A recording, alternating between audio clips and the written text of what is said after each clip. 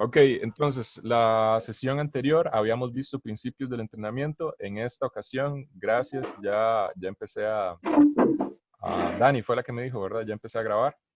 Eh, Retomamos principios del entrenamiento. ¿Hay alguno que tenga alguna consulta referente al tema que vimos la semana pasada? ¿Quiere hacer algún comentario? ¿Experimentó con algo?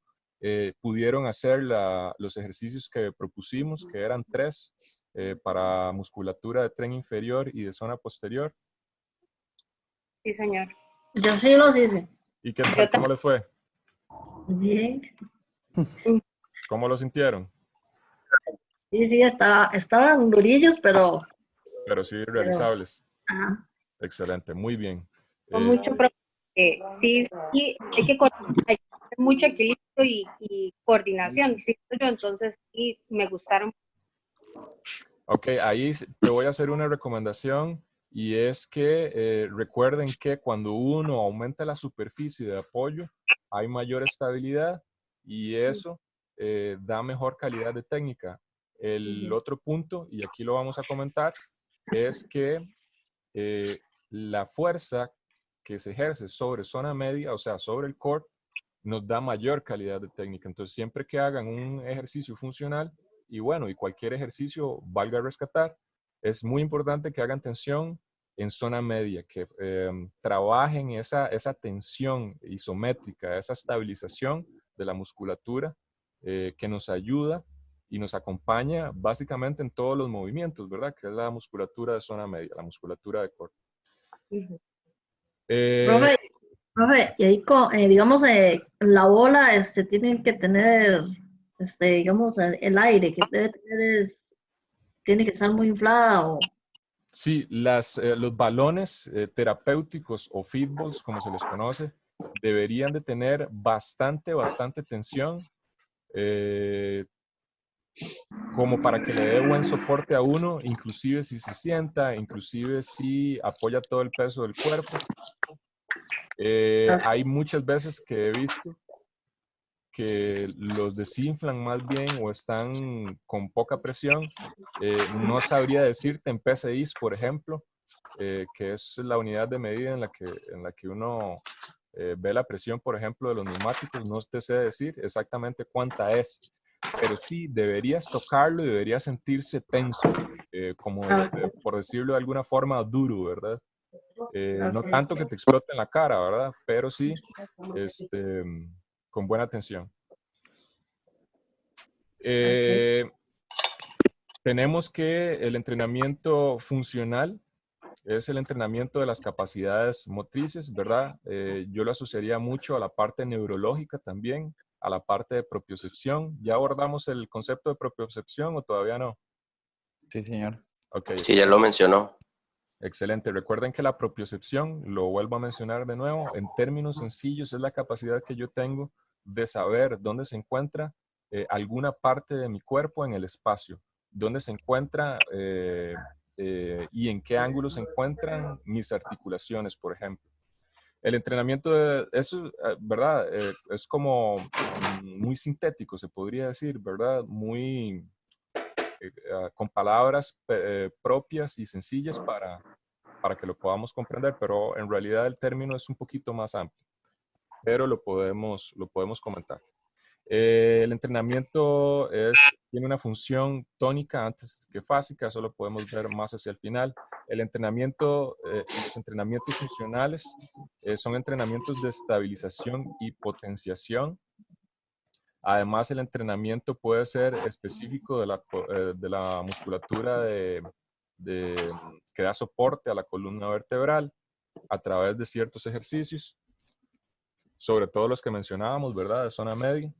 Entreno tanto aptitudes como el equilibrio, la fuerza, flexibilidad, y eso me ayuda a generar buena postura y engloba los movimientos. ¿Qué quiero decir con eso?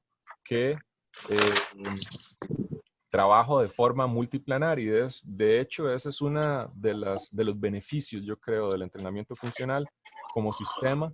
Cuando hablamos de entrenamiento funcional, recuerden que hablamos de ejercicio y actividad física multiplanar y además se trabajan múltiples articulaciones y grandes grupos musculares, por ejemplo. Trabajo musculatura estabilizadora, que es la musculatura precisamente de zona media.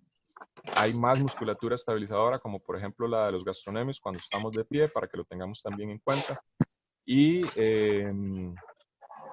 eso creo que es, digamos que, lo rico del entrenamiento funcional.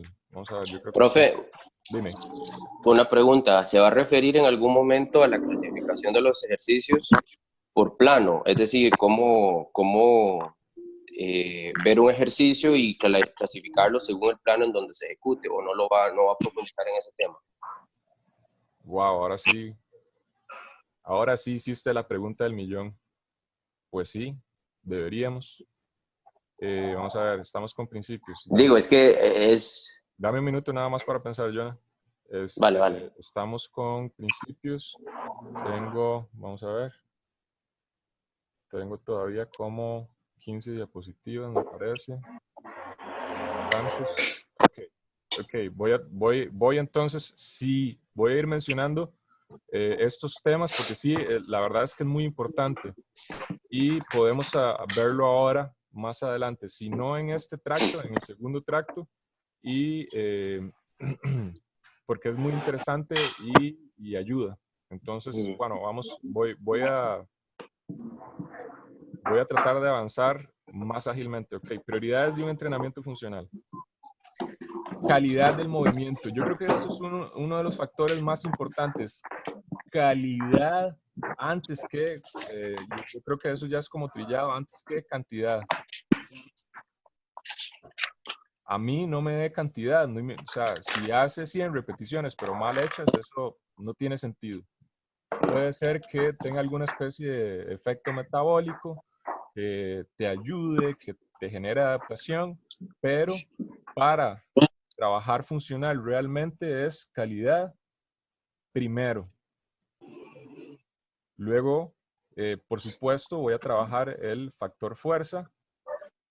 Cuando ya tengo una base de fuerza, puedo además agregar velocidad y aquí estaríamos hablando, como lo hemos mencionado antes, de la ecuación.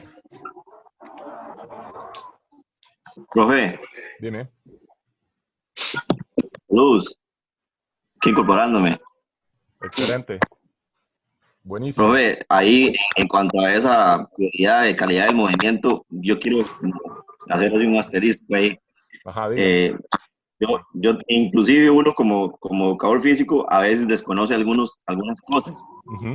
Y yo también, bueno, pensando en los compañeros que no son educadores físicos, que pienso que para ellos es un poco más difícil. Calidad del movimiento, qué difícil saber cómo el paciente o el estudiante lo está haciendo bien.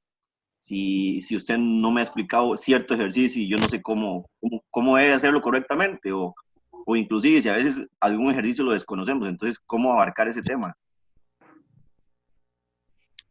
Ok, es más una pregunta que una observación o comentario, Harold. Sí, sería una inquietud en esa parte de calidad del movimiento, porque ¿cómo yo voy a corregir cierto ejercicio si yo nunca lo he hecho, ejemplo? Ok, sí, muy bien. Pensemos en esto. Pensemos en que, cuidado con el micrófono, chicos. Pensemos en que aquí yo tengo unas raíces. Esto es una analogía. Estas son mis raíces. Acá tengo una estructura que es como un tronco. Sube por acá. Además, al tronco le salen ciertas ramas. Y a este tronco le vamos a agregar, y a estas ramas le vamos a agregar hojitas.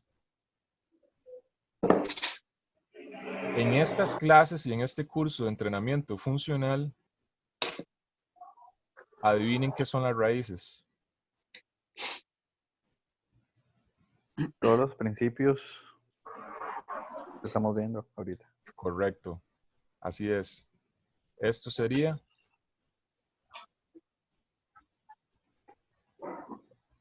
fundamentos anatomofisiológicos. Esto sería estructura del entrenamiento. las ramas serían los principios y las hojas serían los ejercicios. Entonces, haciendo crecer esta planta que se convierte en un árbol muy robusto, y después le estamos agregando los ejercicios. Pudo haber sido primero las hojas y después explicar las ramas y al revés, pero yo creo que primero como que va retoñando el tallo, el tronco, la raíz y después se van desarrollando las ramitas y las hojitas. Entonces vamos también, entonces vamos a explicar, que me parece muy importante, la parte de planos, ejes y también de un poquito de biomecánica, ¿verdad? Explicar y describir los movimientos más destacados, y eso nos va a dar mucho sentido también precisamente a esto. Ahora, ¿cómo hago yo para saber qué es calidad o cómo estoy haciendo un ejercicio, entre otras cosas, bien? Primero porque lo estudié precisamente, entonces ahí todavía hace falta, ¿verdad? Hace falta a ustedes, les hace falta información. Y lo otro es que, chicos, se les está metiendo el ruido y distrae un poco, porfa. Gracias. Ok, entonces, una vez que ya tenemos también esa parte de la información, entonces, y entre más información, podríamos decir también, entre más información tenga, más voy a entender qué es calidad. Calidad, relaciónenlo también con eficiencia y eficacia. Entonces, es eficiente ese movimiento, es eficaz, me va a generar adaptaciones, tiene un porqué y responde a un para qué. Entonces, probablemente esté desarrollándolo con calidad. Además, yo diría que esto es más una opinión muy personal, pero los movimientos, cuando son de calidad, tienen una estética. ¿Qué quiere decir esa estética? Que son simétricos, hay una angulación que tiene que respetarse en cada articulación, y con el paso del tiempo uno va desarrollando el ojo para decir, ok, esto está bien, esto va a ayudar, esto no va a ayudar, como por ejemplo, ok, ya nos queda poco tiempo, ya casi Profe, empezamos otro. profe, Dame un momento, Dani, nada más para terminar la idea. Como por ejemplo, lo podríamos notar en una sentadilla cuando la angulación de las piernas es esta. Es como una forma de A cuando en realidad debería ser más o menos esta. ¿Verdad? Porque acá, si la articulación está acá y se está derrumbando hacia el centro, no es tan apropiado, ¿verdad? Es mejor que haya más una forma de este tipo. Y acá la rodilla. No sé si se entiende bien ese muñequillo, pero más adelante lo puedo explicar mejor. ¿Me decías, Daniela? no, profe, era yo, Indira. Perdón. No se preocupe, una consulta. Está explicando simétricos y lo de la estabilidad. Usted dijo una palabra, pero se le entrecortó y no le entendí qué fue lo que... De la estabilidad. La musculatura estabilizadora es la musculatura que acompaña los movimientos. A mí me gusta decir que es la musculatura que es una especie de autopista. Entonces, cuando yo desarrollo un movimiento o un ejercicio, por la zona media pasa ese ejercicio, por decirlo de alguna forma. Entonces es la autopista, es la ruta por donde el ejercicio pasa para estar bien, para ser de calidad. ¿Sí me explico? Y eso a raíz de que en zona media se forma una especie de serape. ¿Han visto los serapes? Son como un poncho que usan para abrigarse. Es de forma triangular. Así es como funciona. También, pues la cadena muscular de zona media va de hombro derecho a cadera izquierda y de hombro izquierdo a cadera derecha, y pasa por detrás como si fuera inclusive una especie de bufanda. Vamos a ver. Si ustedes, por ejemplo, levantan el brazo derecho y se vuelven a ver la blusa o la t-shirt, ustedes se dan cuenta que se forma una línea diagonal. Precisamente de esa forma es que se activa la cadena muscular de zona media.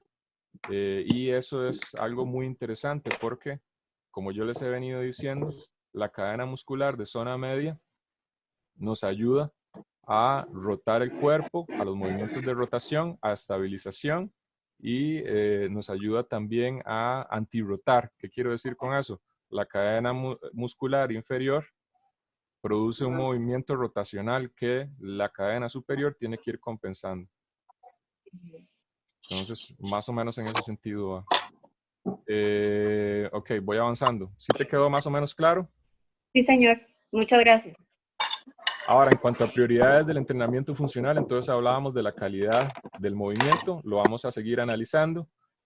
Movilidad de columna torácica, de articulación glenohumeral. ¿Saben lo que es esto? Articulación glenohumeral, ¿lo habíamos hablado antes o no? No lo recuerdo. No. Glenohumeral es la articulación donde se juntan, por ejemplo, escápula, clavícula y el húmero. Es, por ejemplo, este es el hombro, aquí viene el húmero, aquí viene la escápula que tiene forma de pañuelo y por aquí viene la... ¿qué les había dicho? La clavícula. La clavícula. Uh-huh. Perdón. Chicos, porfa, ayúdenme con el audio. La cadera, cintura escapular y, por ejemplo, dorsiflexión en tobillos. Todos esos elementos también, además, agregan ese factor de calidad. Prioridades del entrenamiento funcional, como les decía, estabilidad, core, columna vertebral, esa musculatura estabilizadora. Por ejemplo, digamos, acá tengo las vértebras, digamos que son estas bolitas. En medio de ellas hay discos intervertebrales para que ellos no colapsen y que haya demasiada presión o tracción gravitacional en ella. La musculatura de zona media estabilizadora lo que hace es sostenerla y darle soporte. Si la musculatura está desactivada o mal tonificada o mal trabajada o el paciente es hipokinético y sedentario, digamos, eso es redundante lo que acabo de decir en realidad, esto colapsa hacia el centro o hacia abajo, precisamente por la fuerza de gravedad, y eso le puede generar hernias, eso le puede generar dolor, le puede generar presión finalmente sobre los discos intervertebrales. ¿Eso me puede dar una tendencia a tener mayor lesión en el área lumbar? Por supuesto, exacto. La gente que padece de algias, o sea, de dolor, y hablemos específicamente de lumbalgia, ¿verdad? Que es dolor en la parte baja de la espalda, probablemente es porque hay un tema, puede ser estructural, puede ser de muscular, en el sentido de que hay bajo tono, trabaja, por ejemplo, mucho en oficina, que más hacia adelante de la clase eso es lo que quiero que comentemos, ¿verdad? Abrir foro en ese sentido. Y por supuesto que sí, Julio. Ok, gracias. Cadera, glúteo mayor, glúteo medio, activación adecuada, tensor de la fascia lata. Ese seguro Freddy se lo conoce bien porque es hay una lesión muy... Ok, voy ahí. Vamos a ver. Hay una lesión muy común que se da en ese sentido, en esa musculatura.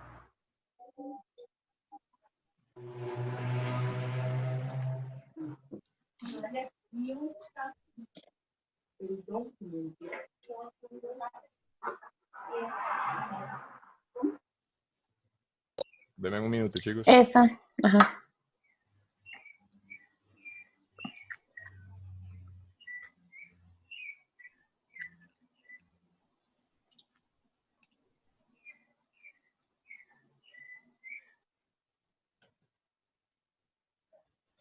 Ok, ahora sí.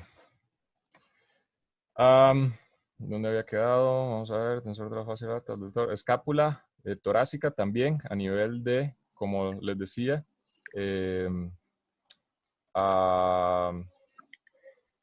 escápula, clavícula, hombro. Profe, una pregunta. Bien. Esa que tiene ahí de cadera de tensor fascia Ajá. Esa es la famosa fascitis, o eso, esa lesión que... La fascitis es, a ver, tal vez Freddy me puede ayudar en ese sentido comentando, ¿verdad? Pero la fascitis regularmente es como una especie de inflamación en la membrana en una de las membranas que recubre el músculo, y pues eso genera dolor. He escuchado hablar de la fascitis plantar, que se da, como el término anatómico lo dice, en la planta del pie. Hay una fascitis o puede darte fascitis en otras partes. Por ejemplo, cuando hablamos del tensor de la fascia lata, es un músculo que acompaña al abductor de la cadera, o sea, al músculo que hace la abducción. Se puede trabajar a nivel funcional, por ejemplo, para rehabilitar. O sea, yo puedo fortalecerlo para rehabilitar, puedo irlo trabajando precisamente también para que no haya una tensión excesiva en él cuando, por ejemplo, se corre. De hecho, el ejercicio que muchas veces recomiendo cuando hay problemas a nivel de tensor de la fascia lata es el desplante isométrico y haciendo una pequeña rotación de la cadera, una rotación hacia lateral de la cadera, que es también como, como una abducción verdaderamente de la pierna, o sea, se mueve hacia afuera, y eso ayuda a activar precisamente ese músculo y a pues que esté en puesta a punto, por decirlo de alguna forma, para competición o para el quehacer diario, digamos. Pero normalmente, a ver, en mi experiencia, las veces que he visto lesión a nivel de esa musculatura es por un tema de sobrecarga. Profe, quedan 30 Correcto. segundos. Sí, ok. Vamos a cortar aquí y les vuelvo a mandar el link. Sí, sí. Ok.